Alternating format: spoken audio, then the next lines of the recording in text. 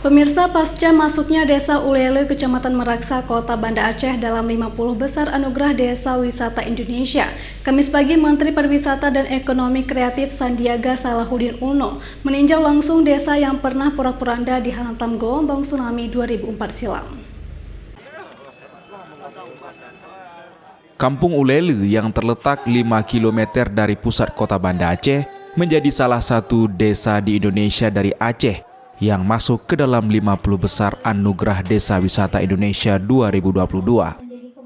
Selain fokus pada wisata alamnya, Kampung Ulele menawarkan destinasi wisata Islami dan religi untuk memikat wisatawan. Menteri Pariwisata dan Ekonomi Kreatif beserta tim juri Anugerah Desa Wisata Indonesia meninjau langsung lokasi Kampung Ulele, mulai dari Masjid Baitur Rahim yang merupakan satu-satunya bangunan tersisa peninggalan musibah tsunami tahun 2024 silam.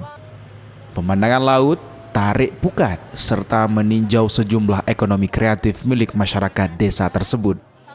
Di sela-sela peninjauan tersebut, Sandiaga Uno menyempatkan diri untuk menarik pukat, yang merupakan aktivitas nelayan di Aceh untuk mencari ikan dengan menggunakan jala dengan ukuran besar, serta menyapa warga dengan menggunakan becak motor.